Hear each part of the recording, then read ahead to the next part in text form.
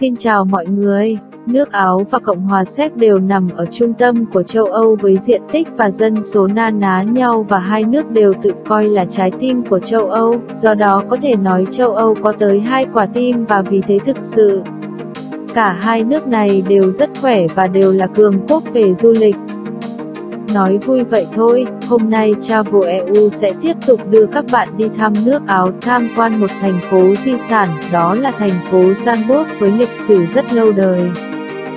Được thành lập vào năm 696 và năm 798, Zandvoort đã trở thành trụ sở tổng giám mục ngày nay với hơn 155.000 dân. Zandvoort là thành phố lớn thứ tư ở Áo, đứng sau Viên, Graz và Linz. Cho đến tận thế kỷ 19, Zandvoort vẫn được gọi là Roma của Đức. Thành phố đặc trưng với những ngọn núi, đồi trong thành phố như Mönchengladbach, Capuchin, có sông Sansa chảy qua và pháo đài Zandvoort trên núi cao có thể nhìn thấy từ xa. Zandvoort tạo nên một phong cảnh sơn thủy hữu tình. Thời Trung Cổ thu nhập chính của Zandvoort là khai thác và kinh doanh muối, và cả khai thác vàng. Pháo đài Zandvoort có từ thế kỷ 11. Nó là một trong những lâu đài thời Trung Cổ lớn nhất ở châu Âu và là biểu tượng của thành phố. Từ thế kỷ 17 trở đi, Tổng giám mục Pope Dietrich và những người kế vị đã xây dựng thành phố như một nơi ngự trị của hoàng gia. Đến thăm Zandvoort với những danh lam chính bạn không nên bỏ qua. Đó là khu phố cổ Zandvoort, di sản UNESCO, nằm bên bờ nam sông Sansa với rất nhiều điểm để xem ở đây. Bắt đầu là quảng trường Mozart, nơi có tượng thiên tài thần đồng âm nhạc Mozart sinh ra và lớn lên ở Zandvoort. Thăm quảng trường Residence với bảo tàng Zandvoort, bảo tàng Panorama, bảo tàng nghệ thuật hiện đại tại Dom Cartier Zandvoort, nhà thờ Thánh Rupert và Virgil, hay còn gọi là Dom du Zandvoort. Kiệt tác Dom du Zandvoort là nhà thờ chính của Tổng giáo phận Công giáo Zandvoort và là nhà thờ quan trọng nhất trong thành phố. Được thánh hiến cho Thánh Rupert và Virgil ở Zandvoort, được thiết kế bởi kiến trúc sư người Ý Santino Solari. Với mặt tiền tuyệt đẹp và mái vòm đồ sộ mang những nét đặc trưng của thời kỳ đầu Baroque. Nhà thờ được hoàn thành vào năm 774, giám mục trụ trì Virgil đã khánh thành và thánh hiến ngày 25 tháng 9 năm 774.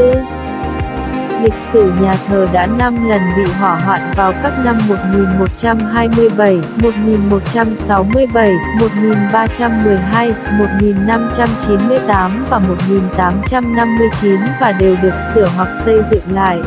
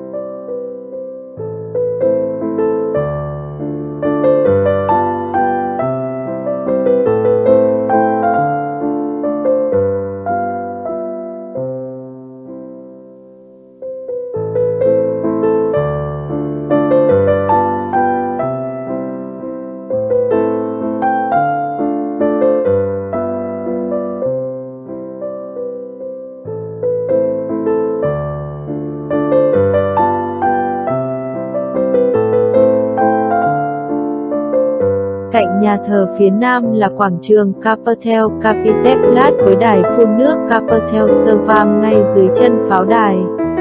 Ở đây có đài tưởng niệm mang tên Bonfire là tác phẩm nghệ thuật nổi bật là quả cầu vàng với tượng người đứng bên trên và chỉ đi vài trăm mét là bạn sẽ đến ga tàu điện cáp kéo để lên pháo đài.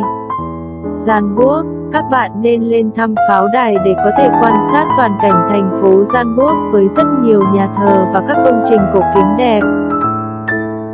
Bạn có thể thể thao đi bộ và leo các bậc thang lên pháo đài, và đó cũng là trải nghiệm đặc biệt rất khó quên, tuy có hơn mệt một chút.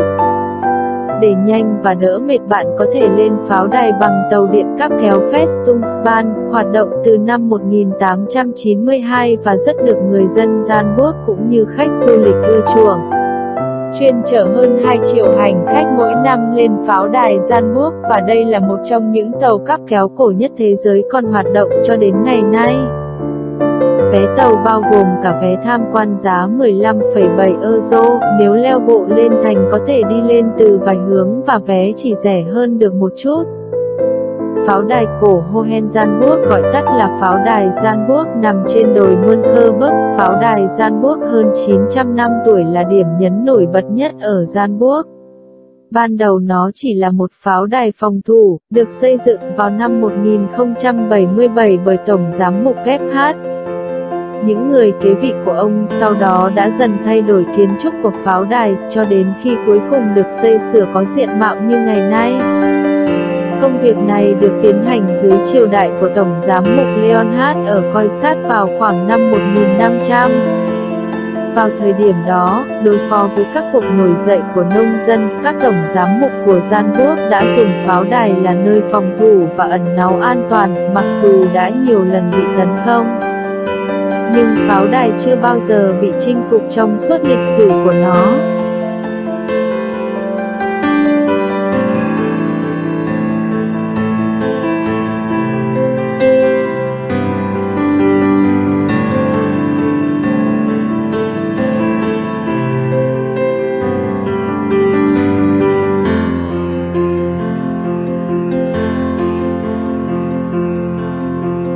Tiếp tục hành trình, bạn có thể tham quan quảng trường nhỏ mang tên chợ cổ Âu Market nằm giữa khu cổ nối liền với quảng trường Residence, nơi có trạm dự báo thời tiết cổ.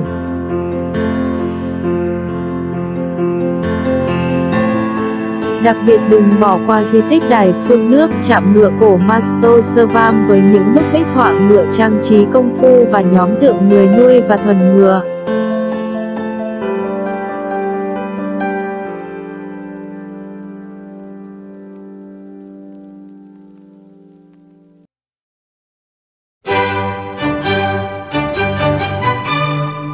Các quán cà phê và các cửa hàng hàng hiệu như Hermès, Louis Vuitton, Prada. Trong khu cổ này còn có tòa thị chính cổ Unterrathow cùng các nhà thờ Franziskaner Kloster, Collegian Cất, các tu viện Stephen Peter Gianburg và Steve Nonberg.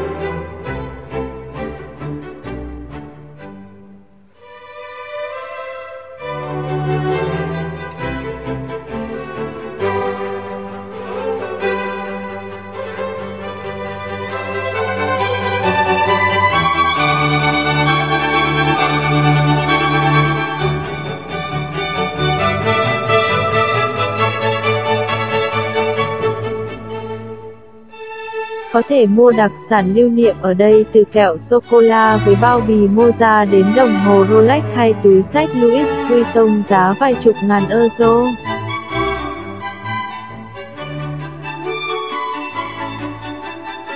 Với đài phun nước nhỏ Florian Brunnen, đến cuối quảng trường rẽ trái là bạn sẽ đến nhà nơi thiên tài âm nhạc Moza sinh ra mà ai đến Gianburg cũng muốn đến ở số 9 phố Getaigas. Phố này nối với phố Kranmas là đoạn phố đi bộ đông đúc nhất ở trung tâm Gianburg.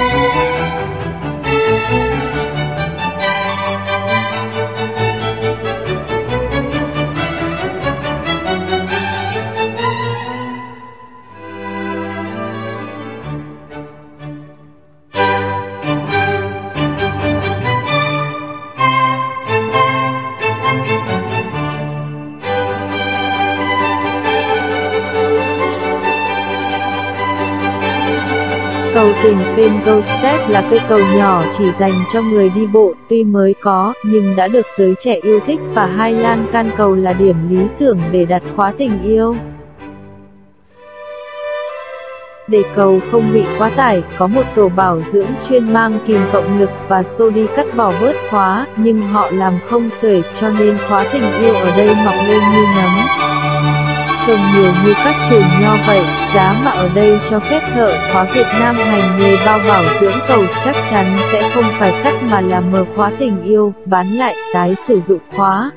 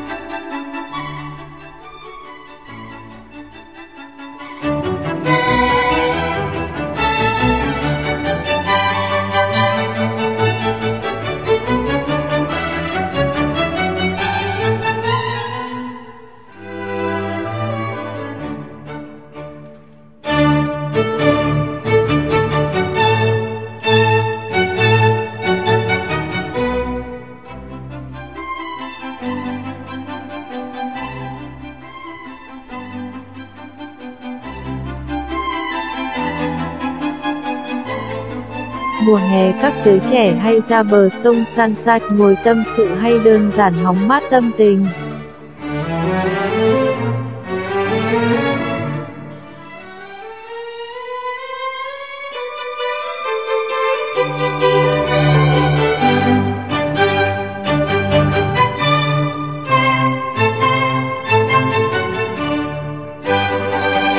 Nếu đi qua cầu tình Gianburg, Fingerstep qua sông Sunset sang bờ Bắc bạn sẽ đến nhà Moza từng sống ở số 8 quảng trường Marktplatz.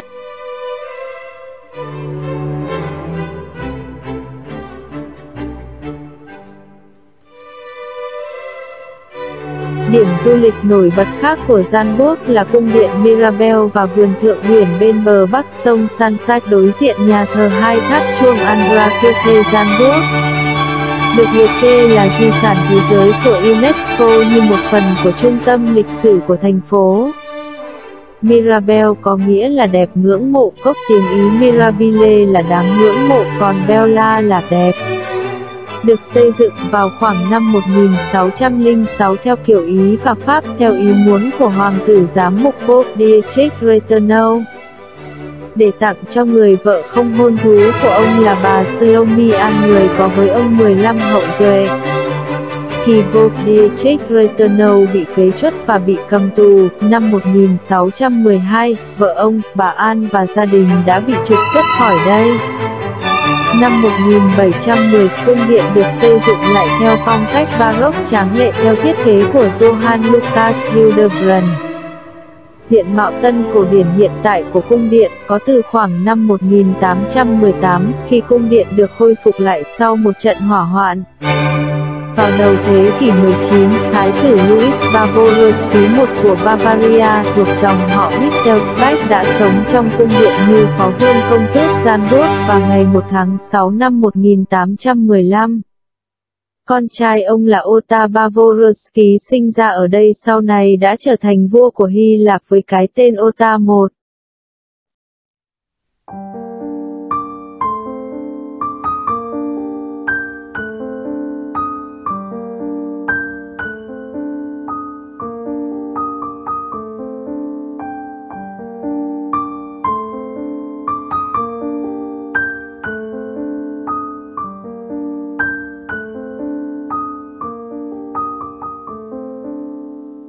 Khu vườn lâu đài Mirabell được tạo hình theo kiểu hình học có 4 nhóm tác phẩm điêu khắc: Aeneas, Heracles, Paris và Pluto của nhà điêu khắc người Ý Ottavio Mosch từ năm 1690 và các tác phẩm điêu khắc khác với các họa tiết thần thoại Hy Lạp cổ đại từ khoảng năm 1730.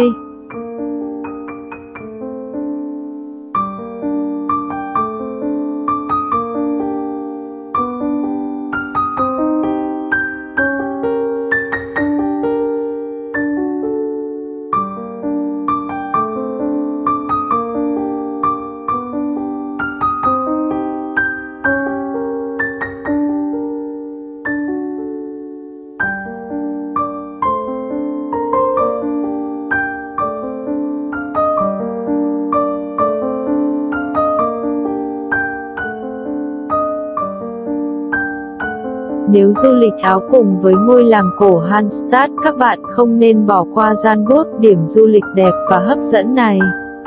Ngoài ra có thể đi tour di sản ở Đông và Trung Âu là Budapest, Bratislava, Viên, Hallstatt, Salzburg, Český Krumlov, Praha.